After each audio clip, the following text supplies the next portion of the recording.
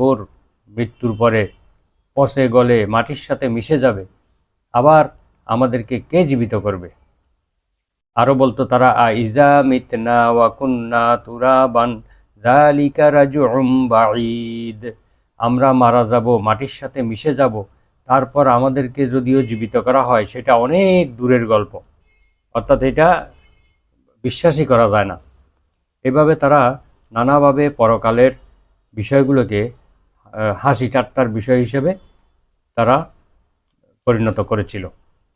এমনকি জাহান্নামে যে ফেরেশতারা শাস্তি দেবে, যে কোরআনে আছে আলাইহা তিসআতা আশার, জাহান্নামে 19 জন ফেরেশতা শাস্তি দেওয়ার কাজে নিয়োজিত থাকবে।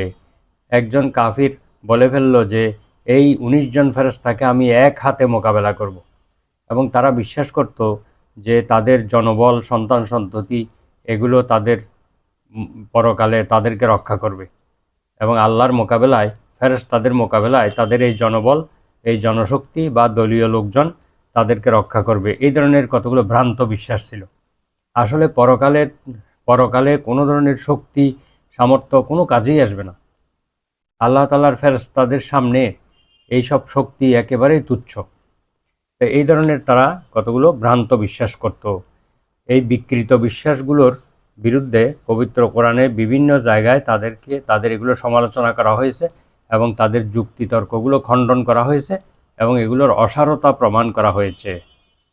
তো পবিত্র কোরআনের অসংখ্য আয়াতে আখিরাতের প্রতি ঈমান আনার জন্য আল্লাহ তাআলা আহ্বান জানিয়েছেন, এবং আখিরাতের প্রতি বিশ্বাসটাই মানুষের মুক্তির অন্যতম কারণ। ঈমানের এই যে 6টি রোকন রয়েছে, তার মধ্যে সবচেয়ে গুরুত্বপূর্ণ রোকন হচ্ছে আল্লাহর প্রতি বিশ্বাস এবং আখিরাতের প্রতি বিশ্বাস। তো এই প্রত্যেক নবী রাসূল এই দুইটি বিষয়ের ব্যাপারে গুরুত্ব দিয়েছেন। বিশেষ করে আল্লাহর প্রতি বিশ্বাস এবং এক আল্লাহর ইবাদত, অর্থাৎ তাওহীদুল ইবাদাহ, ইবাদতকে একমাত্র আল্লাহর জন্য নির্দিষ্ট করা, এবং আখিরাতের প্রতি বিশ্বাসের প্রতি গুরুত্ব। কারণ আখিরাতে বিশ্বাস একজন মানুষকে তার আমূল পরিবর্তন করে ফেলতে পারে। তার সততা, তার চরিত্র, বিশ্বাসযোগ্যতা, তাকওয়া সব কিছু অর্জনে সহায়তা করে। আখিরাতে প্রতি বিশ্বাস ছাড়া একজন মানুষের চরিত্র পরিবর্তন করা কোনোভাবেই সম্ভব নয়।